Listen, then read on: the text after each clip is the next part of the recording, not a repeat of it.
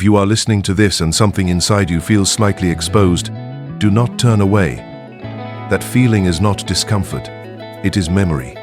Long before you chose your dreams, your career, or even your values, you chose a role, a way of being that kept you safe, seen, and accepted. You learned how to smile when you wanted to scream, how to appear strong when you needed comfort. And now, years later, you wonder why success feels hollow, why relationships repeat the same wounds, why rest feels undeserved. Tonight we are not here to judge the mask you wear. We are here to uncover the invisible force it has had over your entire life. No one consciously decides to create a persona. It is not a strategy. It is an instinct. As a child, your nervous system was exquisitely sensitive. It noticed tone before words, silence before explanation, approval before logic. You learned quickly which behaviors brought closeness and which created distance. Maybe it was obedience, maybe achievement, maybe emotional silence, maybe humor, maybe strength, maybe self-sacrifice. Whatever worked, you repeated, and whatever threatened connection, you hid. This is how the persona was born, not from deceit, but from love's conditions. It was never false. It was adaptive. But what adapts for survival is not always aligned with truth. Over time, repetition turns adaptation into identity. When people praise you for being reliable, you begin to feel anxious when you rest. When people admire your intelligence, you fear looking uncertain. When people depend on your strength, you feel ashamed of your weakness. The persona becomes fused with your sense of self. You stop asking who you are and start defending who you appear to be. And because the persona is socially rewarded, it feels safer than authenticity. The psyche confuses visibility with value. This is the subtle trap. Every persona carries an unspoken agreement. If I stay this way, I will belong. But every contract has a clause. The persona does not merely shape how others see you. It shapes what you allow yourself to feel, desire, and express. If your persona is competence, you may feel deep shame when you need help. If your persona is kindness, you may repress anger until it leaks out as resentment. If your persona is strength, vulnerability may feel like death. If your persona is success, rest may feel like failure. You do not make choices freely. You make choices that protect the mask. You stay in relationships that confirm your role. You avoid paths that threaten your image. You silence instincts that do not fit the character you are playing. And slowly something inside you begins to suffocate. Your anger becomes inappropriate. Your grief becomes inconvenient. Your desires become selfish. Your fear becomes weakness. So you push them down, not consciously, but faithfully. And yet, the psyche never discards anything essential. What is not lived consciously will be lived symbolically. The shadow is not evil, it is unfinished. It contains everything you were not allowed to be, and everything you were afraid to explore. The shadow holds your unexpressed rage, your forbidden ambition, your unmet dependency, needs, your envy, your hunger for recognition, your vulnerability, your raw creativity. The persona stands in the light. The shadow waits in the dark. But darkness does not mean absence. It means compression. And compressed energy always seeks release. You do not encounter your shadow directly at first.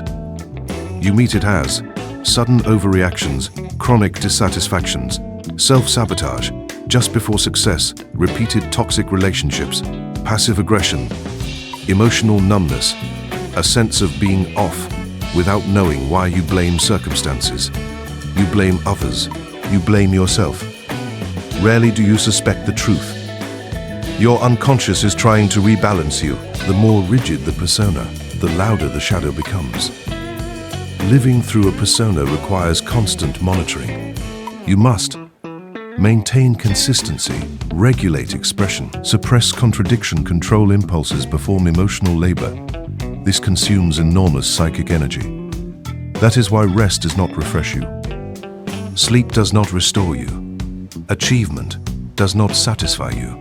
You are tired not because you do too much, but because you are too divided. The persona promises control. If I behave correctly, nothing bad will happen. But life does not respond to masks. The more you try to manage perception, the more fragile you feel inside. Because control requires vigilance, and vigilance requires fear. True stability does not come from control. For many people, awakening does not arrive gently. It arrives as burnout, a breakup, a panic attack, a loss, a sudden sense of meaninglessness. The persona fails to protect them. And when the mask cracks, fear rises. If this is not who I am, then who am I? This moment feels like collapse, but it is actually an opening. The psyche is asking for truth. Meeting yourself beneath the mask, beneath the persona, is not chaos. There is depth, there is grief that wants to be felt, anger that wants direction, fear that wants reassurance, desire that wants permission. Integration begins when you stop moralizing your inner world. Instead of asking, "Is this acceptable?" you ask, "Is this true?" Truth does not require acting out. It requires acknowledgement. What you accept internally no longer controls you externally. A mature psyche can say, "I am strong and I need help. I am kind and I feel anger. I am confident and uncertain. I am capable and afraid." The self tolerates complexity. When you allow contradictions, you stop living in fear of exposure, because there is nothing left to hide. Relationships without roles. When you live from persona, you choose relationships that reinforce it. The caretaker attracts the dependent. The achiever attracts the admirer. The silent one attracts the expressive. These dynamics feel familiar, but stagnant. When you integrate shadow, relationships shift.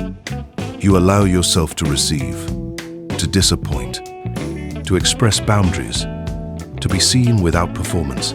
This may feel destabilizing at first, but what falls apart was never intimacy.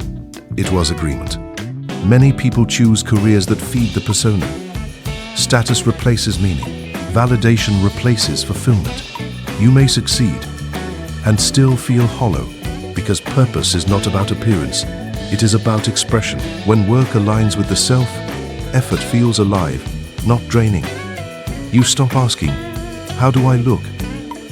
and start asking, "What wants to move through me?" Have you noticed how certain conflicts follow you everywhere? Different job, same frustration, different partner, same ending, different environment, same emotional wounds. This is not coincidence. Your persona attracts situations that keep it intact, and your shadow creates situations that try to break it. Together, they form a loop, until you ask a question most people avoid. Who am I when I stop performing? Awareness is not aggression. It is observation.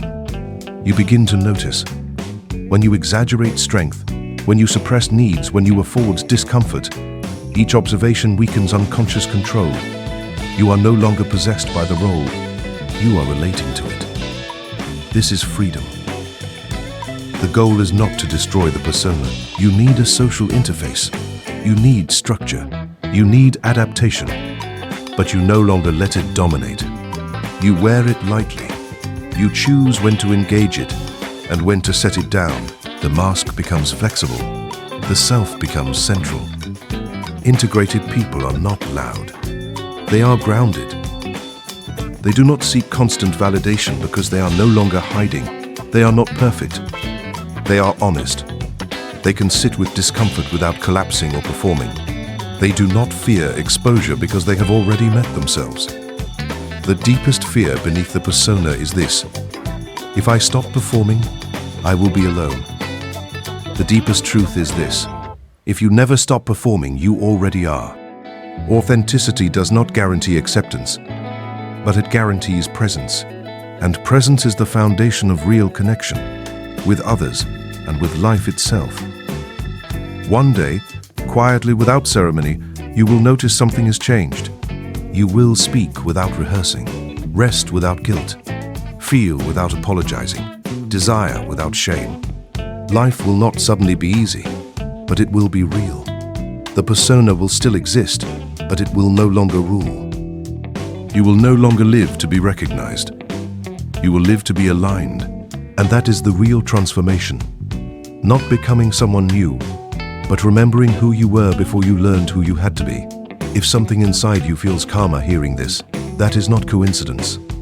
That is yourself recognizing its own voice. And once heard, it will never go silent again.